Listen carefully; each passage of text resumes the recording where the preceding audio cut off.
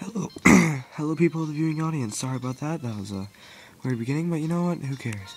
This is another Kirb 9000 Pokemon IR battle with Fly Girl. As for this time's gimmick, it wasn't really that much of a gimmick actually. She tried to screw me over by using 5 Legendaries. Didn't necessarily work out the best for her, and I'll show you exactly how things went down.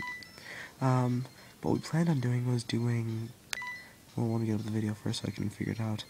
From the way it looks, it was like 1 legendary and the rest were random. And I think she went the exact opposite. Here, let me zoom in so that, or I get something. Jeez, these are terrible graphics. I have a Crustle, Zoroark, Tyranitar, Garchomp, Espeon, and Dialga, all part of my, trying to make a sand team.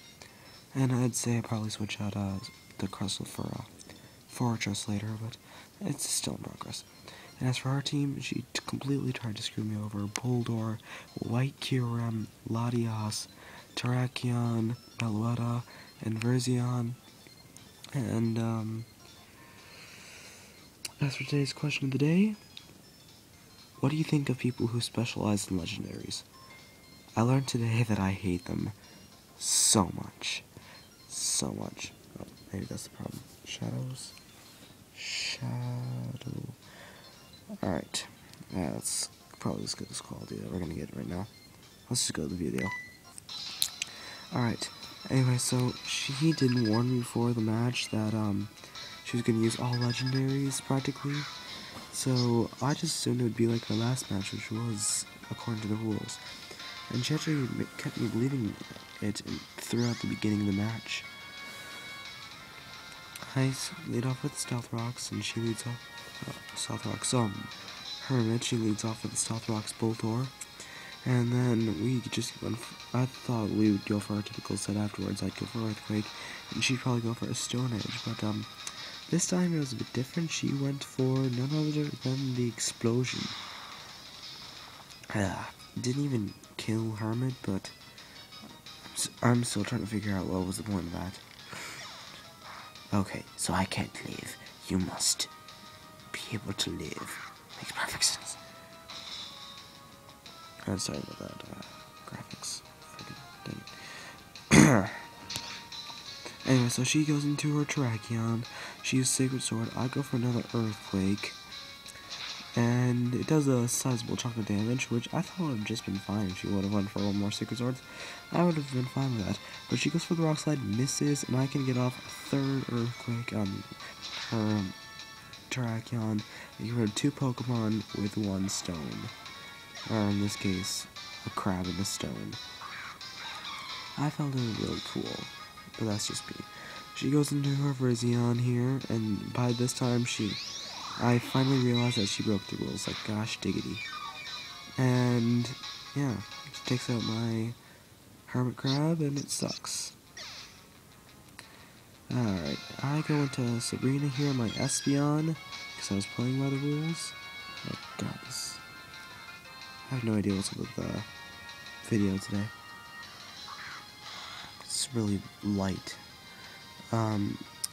She switches out her Verzion into her Latias, and I went for the safe Psychic. I mean, it's not like anything that bad could have happened. Next up, I just take out Sabrina and go into Death Fodder Zoroark here, dressed up as Dialga.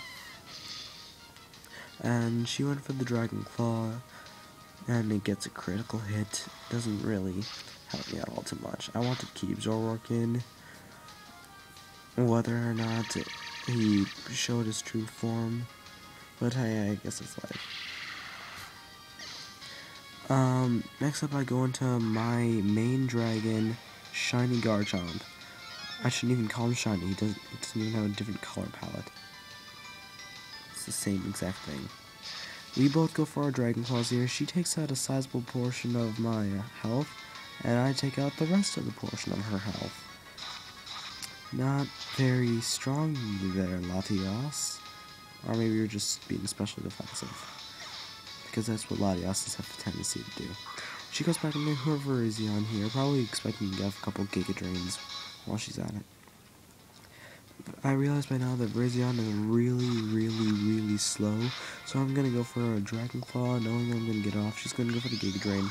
It's gonna be normal effectiveness because I'm part Dragon, and also part Ground. And one more Dragon Claw should do it against Virizion, and take care of a lot of business. I mean, who brings in 5 Legendaries and does this poorly?